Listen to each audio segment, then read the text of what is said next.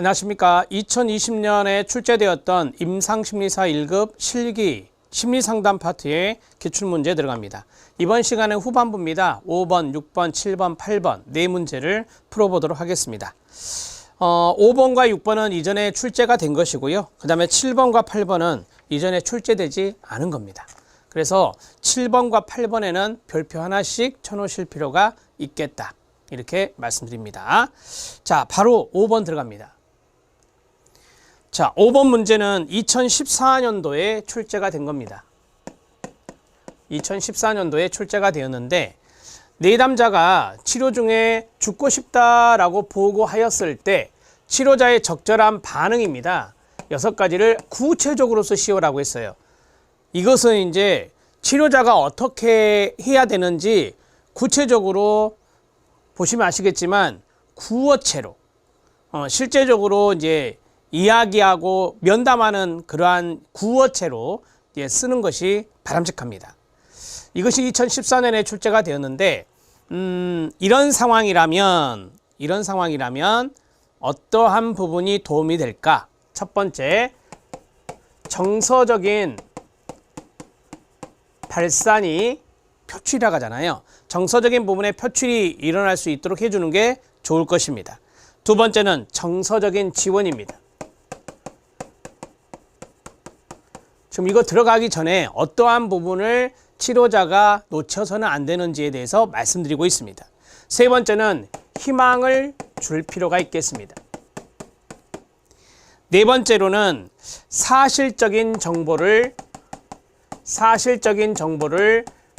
제공해 주는 게 좋습니다. 마지막으로는 문제 상황에 대해서 규명하는 게 좋습니다. 문제 상황을 보다 더 구체적으로 규명하는 게 좋습니다. 내담자가 상담하고 있는데 죽고 싶다라고 보고했을 때 우리가 이거를 이제 자살 보고라고도 할 수 있어요. 죽고 싶다라고 했으니까 슈어사이드 자살과 연관성이 있고 거기에 대해서 말씀하셨으니까 자살 보고의 내용이 나왔을 때 이러한 것들이 필요하다라고 하는 것을 좀 미리 알아놓으시면 이걸 써내려가시는데 도움이 되지 않을까 싶습니다. 첫 번째, 같이 한번 읽어볼까요? 그냥 이해하시면서 외우려고 하지 마시고요. 시작. 얼마나 힘들었으면 그런 생각을 했니? 내가 도와주고 싶구나 라고 했어요. 지금 존칭어가 아니죠. 예. 이 내담자를 우리가 이제 청소년이라고 이제 가정한 거예요. 청소년 내담자가 죽고 싶다라고 이제 보고를 했을 때 이런 건데 좀 여러분들이 쓰는 게 좀 그러시면 여기서 이제 말을 올리시면 돼요. 존칭하시면 돼요. 얼마나 힘들었으면 그런 생각을 하셨습니까? 제가 도와주고 싶습니다. 이런 식으로 쓰셔도 된다고요. 오케이. 자, 그 다음에 이게 뭘까요, 여러분? 여기서 본다면 정서적 지원이 되겠죠. 도와주고 싶구나, 함께하고 싶구나 라고 하는 거니까. 자, 그 다음에 두 번째 같이 읽어볼까요? 시작. 이야기를 들으니까 걱정이 되는구나. 내 이야기를 더 듣고 싶구나 라고 했어요. 좀 많이 힘든 상황이잖아요. 정서적으로. 그래서 더 듣고 싶다라는 것이 바로 이겁니다. 정서적인 발상과 연관성이 있겠죠. 좀 더 표출할 수 있도록 도와주는 게 좋습니다. 그러한 것들이 환기, 긴장을 완화시키는 효과를 가져오기 때문에 그렇습니다. 자, 그 다음에 세 번째. 시작. 언제부터 자살을 생각했는지 알려줄 수 있겠니? 라고 했습니다. 자, 언제부터 자살을 생각했는지 알려주실 수 있습니까? 이렇게 말하는 거죠. 자, 이것은 팩트를 물어보는 거예요. 언제부터 이런 생각을 했는지. 그래서 사실적인 정보 이런 것들을 알아야 되잖아요. 상담자가 알아야 된다고요. 관심 표명이에요. 관심을 보이는 겁니다. 자, 그 다음에 네 번째 같이 해볼까요? 시작. 죽는 것이 유일한 해결책이라고 생각하는구나. 그것 말고 다른 방법이 없을까라고 했습니다. 지금 문제를 해결하고자 하는 내담자의 문제 해결 방법은 뭐냐면 죽음이에요. 그렇게 생각하고 있잖아요.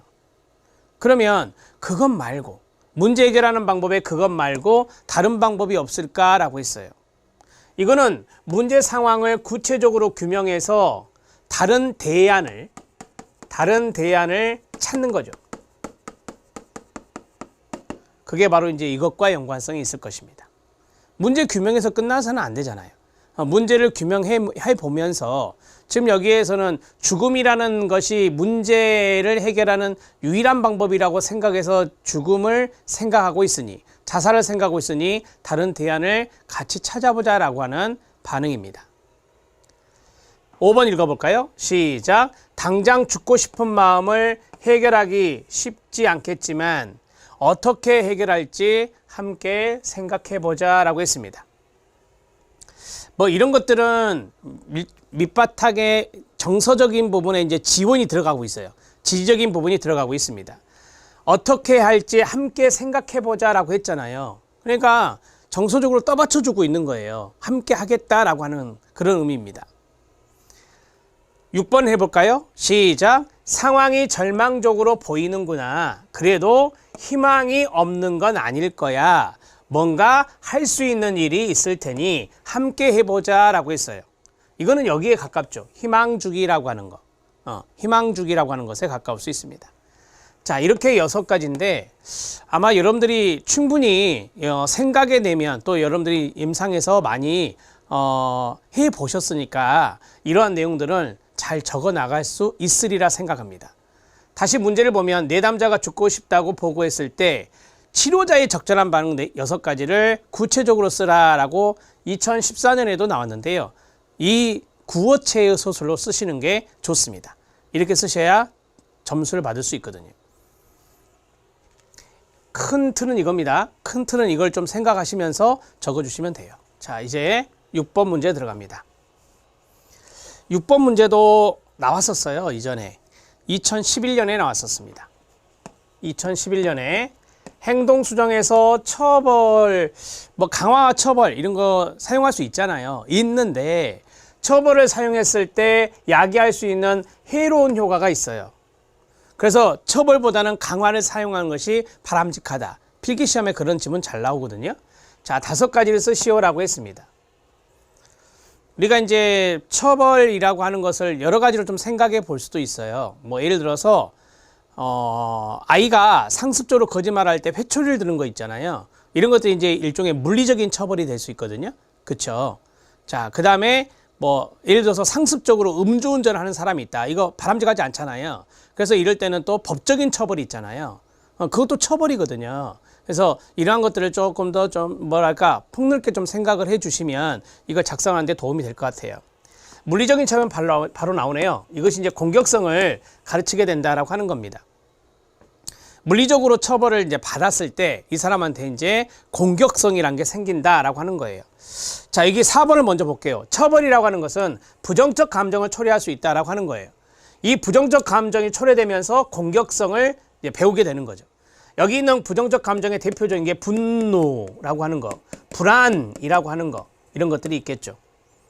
처벌을 받는 사람 입장에 생각해 보면 화가 날 수도 있고, 물리적인 처벌을 당했을 때 화가 날 수도 있고, 저항할 수도 있고, 그 다음에 여기 나온 대로 불안해할 수 있잖아요. 이런 게 부정적 감정이거든요. 이런 것들을 통해서 공격성도 배우게 된다.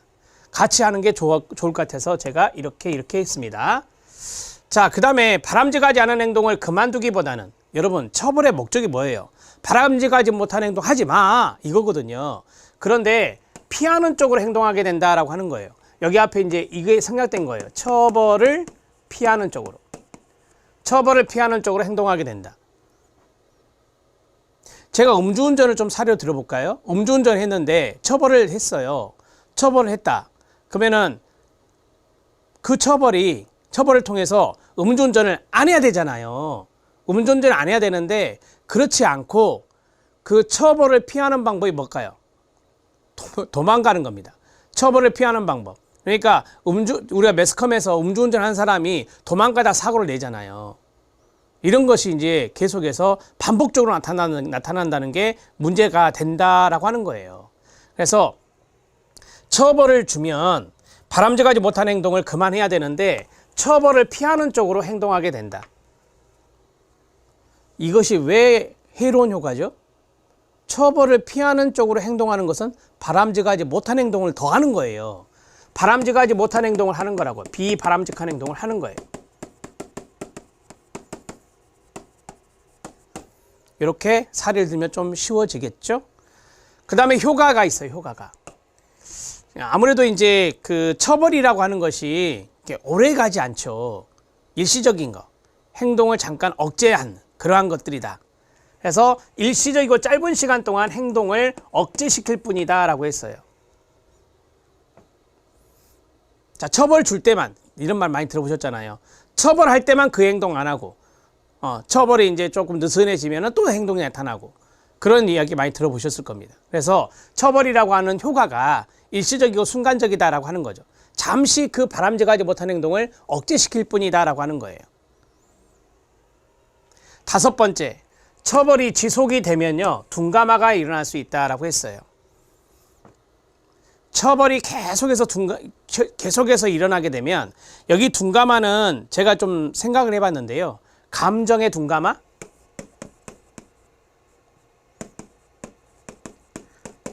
정서적인 측면의 둔감화,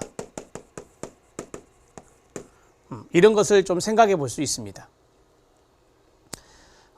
위에서 말씀을 드렸는데요. 음주운전 이야기 해드렸잖아요. 자, 음주운전을 하는 사람이 상습적으로 이제 하게 되는 것을 보면 처벌이 지속되잖아요. 그러면 이게 나중에 경각심이 안 일어나는 거예요. 처벌이 지속되면. 그래서 경각심이 나타나지 않은 것이 바로 정서적인 둔감하다. 이렇게 이제 해석하셔도 돼요. 그래서 처벌이 지속적으로 이루어지면은 정서적인 둔감화가 이루어짐과 동시에 비바람직한 행동이 상습적으로 나타날 수 있다라고 하는 거예요. 비바람직한 행동이 상습적으로 나타난다.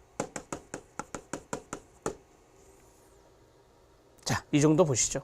자, 5가지 쓰시오라고 해서 5가지를 했는데, 첫 번째는 물리적 처벌은 공격성을 배우게 된다는 거.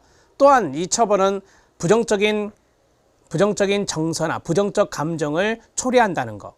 자, 그리고 두 번째는 처벌을 피하는 쪽으로, 그만두기보다는 처벌을 피하는 쪽으로 행동해서 바람직하지 못한 행동이 더 나타날 수 있다는 거. 그 다음에 세 번째는 효과가 아주 일시적이라는 거. 그래서 잠깐 처벌을 줬을 때만 행동이 억제된다는 거.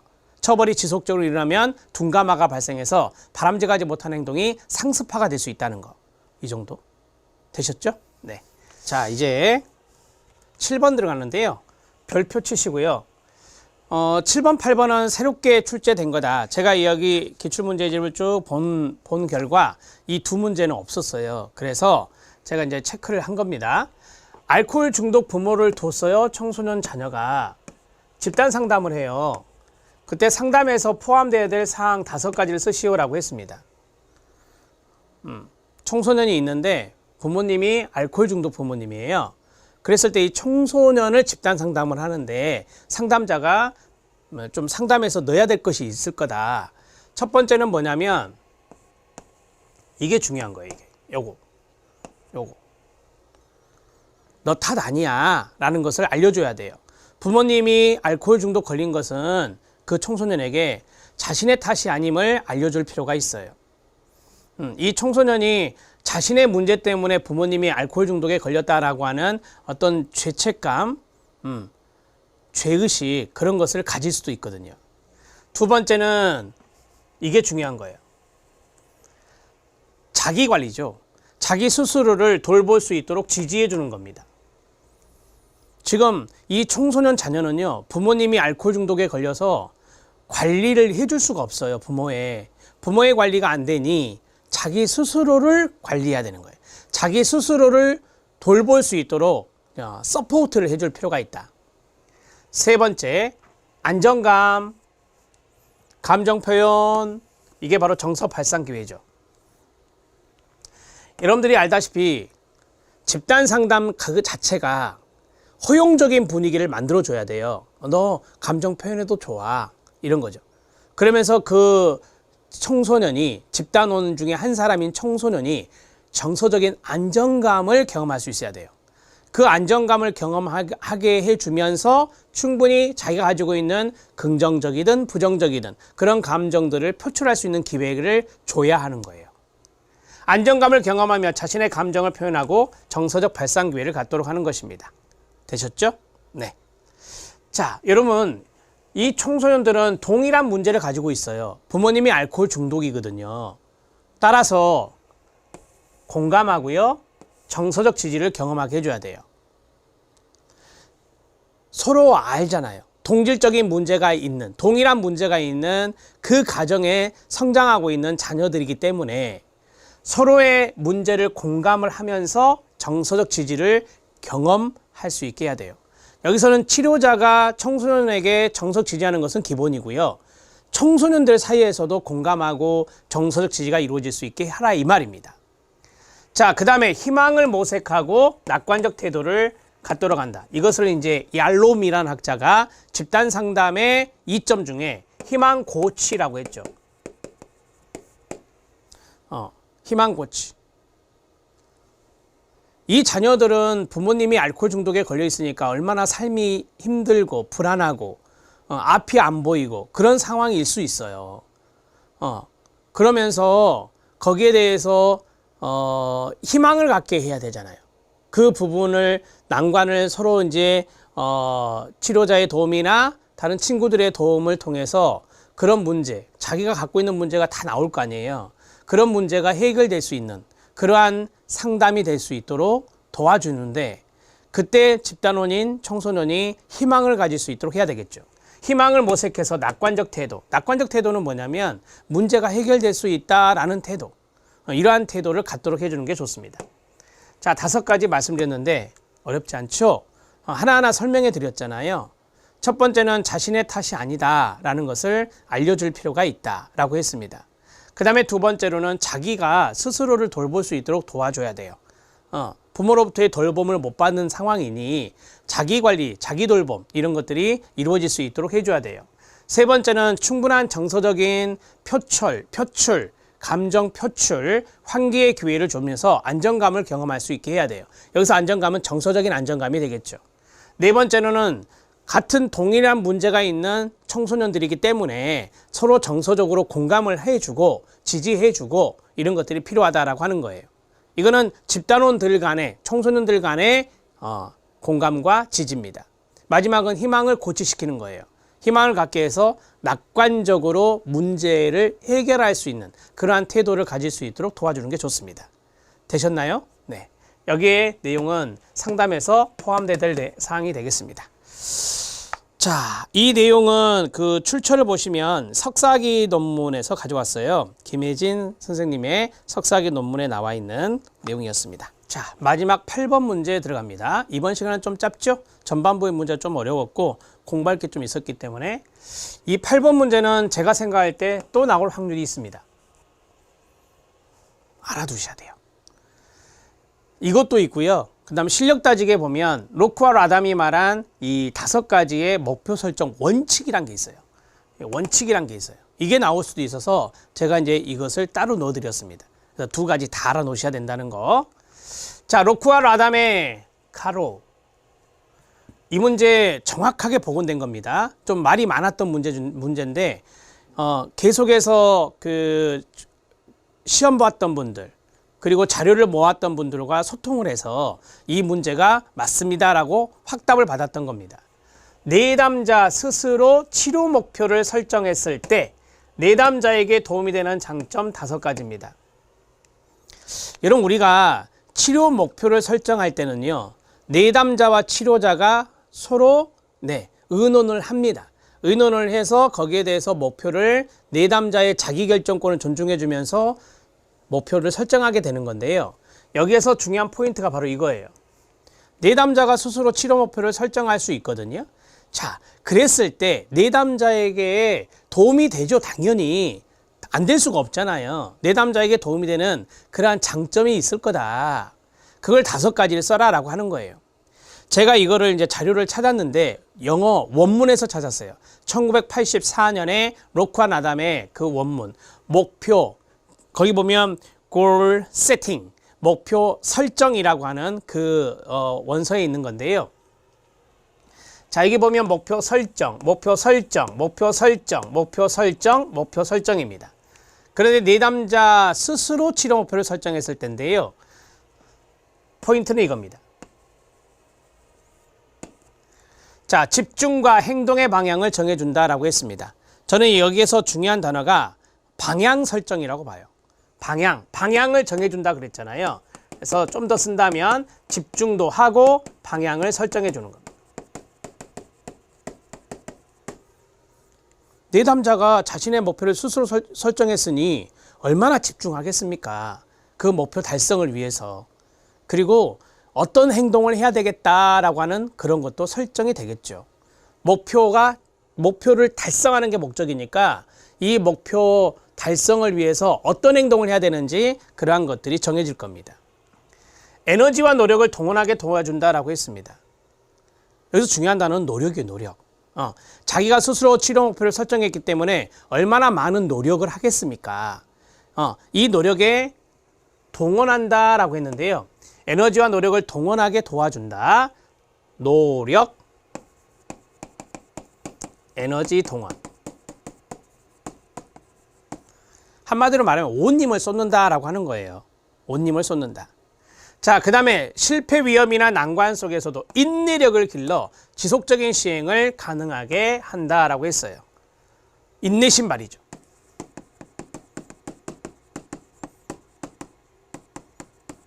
우리가 인내심이라는 단어를 썼을 때는 앞에가 좋은 단어가 안 나와요. 어떤 것임에도 불구하고 인내심을 발휘한다 이렇게 되잖아요. 그래서 어려움이 생겨요. 난관이 있어요. 거기에서 자포자기하지 않고 인내심을 발휘해서 계속해서 행동을 수행하는 거예요. 인내심을 발휘해서 행동을 수행하는 거예요. 왜 인내심을 발휘할까요? 자기가 스스로 목표를 설정했기 때문에. 그거는 자기에게 주어진 목표라고 스스로 알고 있기 때문에 난관에도 자포자기하지 않는 겁니다. 개인에게 적절한 각성과 긴장감을 갖게 하여 주의 집중할 수 있도록 해준다라고 했습니다. 자, 여기에 보면 집중이라는 단어가 있어요. 그쵸? 집중이 주의 집중이에요. 그럼 여기 주의 집중 놔두고 여기죠. 각성과 긴장입니다. 그런데 이게 너무 크면 안 돼요. 너무 없어도 안 되고. 그래서 적절하게, 적절한 각성과 긴장감을 갖게 해준다라고 하는 거예요. 이 목표는 내가 수립했었지. 여러분들도 공부할 때 스스로 공부 계획을 세우시잖아요. 목표를 설정하시잖아요. 그러면 긴장하시죠. 아, 나 이거 오늘 안 하면 안 되는데? 오늘 안 하면 내일 또 많이 밀리는데? 이런 생각을 하게 된다고요. 그게 말 그대로 각성이에요. 적절한 긴장감을 갖게 해서 그것을 수행하게 만드는 거예요. 집중해서 그것을 열심히 하게 돼 있어요. 그 다음에 마지막 목표 성취를 위한 전략을 개발하고 동기부여를 해준다라고 했습니다. 이 전략이 뭐겠습니까? 해결 방법이죠. 해결 방법을 이제 목표를 자기가 설정했으니까 해결 방법을 생각이 낸다라고 하는 거예요. 전략 개발과 일단 쓰겠습니다. 전략 개발과 동기부여입니다.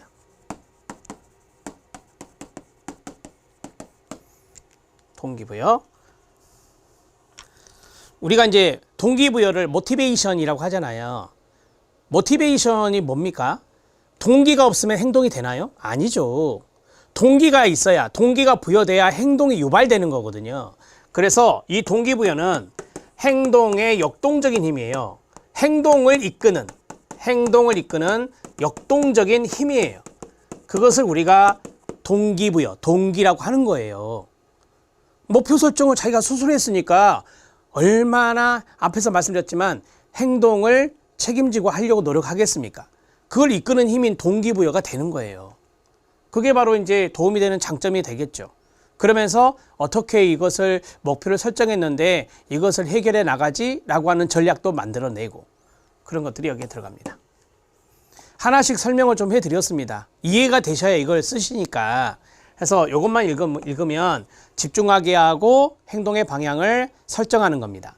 그 다음에 노력과 에너지를 동원하는 것인데 온 힘을 기울인다라고 하는 거예요. 그 다음에 인내심을 발휘해서 어떤 어려움이 있더라도 인내심을 발휘해서 행동을 수행하게 만드는 거예요. 그 다음에 적절한 각성과 긴장감 이런 것들을 갖게 해서 행동을 계속해서 이어질 수 있도록 하는 겁니다. 주의 집중한다 이거예요. 그 다음에 목표 설정은 이걸 해결하기 위한 전략을 만들어내고 그리고 이 행동을 이끌어내는 역동적인 힘인 동기부여에 도움이 된다. 되셨죠? 네, 이 정도. 자, 이것보다 좀 덜 중요한 것이 이제 그 다음에 있는 건데요. 이거는 이제 출제된 거라 이건 진짜 중요한 거고 로크와 라담의 문제는 없었어요, 이전에. 예, 그렇기 때문에 이 박스 안에 있는 것도 처음인데요. 효과적인 목표 설정에 대한 로크와 라담의 5가지 원칙입니다. 이것도 이제 원서에 있더라고요. 자, 첫 번째가 뭐냐면 명료하다. 많이 들어보셨죠, 이거? 목표는 구체적이고 명확해야 된다라고 하는 거예요. 추상적으로 목표 설정하지 않아요. 애매모호하게 설정하지 않아요. 명료하게 설정하는 거예요. 그 다음에 도전인데요. 이 도전은 쉽거나 지루한 목표는 의욕을 꺾는 거다라고 했어요. 현실적인 균형을 유지해야 된다라고 했어요. 그러니까 한마디로 말하면 뭘까요? 그렇죠. 너무 쉽고 쉬운 목표 안 된다라고 하는 거예요. 너무 지루한 목표 안 된다는 거예요. 약간의 도전감을 가질 수 있는 그런 목표를 설정해라 이거예요. 쉽거나 지루한 목표는 의욕을 꺾는 거다. 여기까지만 기억하셔도 돼요. 아셨죠? 네. 근데 이제 도전을 하는데 너무 무모한 도전을 하면 안 되잖아요. 그래서 현실적인 균형을 유지하는 그러한 도전을 목표에 제시하는 게 좋다. 전념입니다. 우리가 커미트먼트를 헌신이라고도 하잖아요. 전념, 헌신이라고 하는데 처음부터 목표를 이해하고 전념해야 된다라고 했습니다. 우리가 이제 이 목표를 설정할 때 전념할 수 있는 것을 목표로 설정해야 달성이 가능한 거예요. 전념할 수 없는 목표를 설정하면 안 돼요. 그럼 목표 설정을 잘못한 거죠. 그건 백발백중 달성할 수 없어요. 전념할 수 없는 목표인데. 그래서 처음부터 목표를 이해하면서 내가 전념할 수 있는 목표, 그것을 설정돼야 된다. 전념이었습니다. 피드백입니다. 환류라고 하죠. 전체 과정에 대해서 정기적인 피드백을 제공하면 목표 설정에 이르는 데 도움이 된다라고 했어요. 정기적인 피드백입니다. 쉽게 말씀드릴게요. 목표 설정을 딱 한 번 하고 마나요?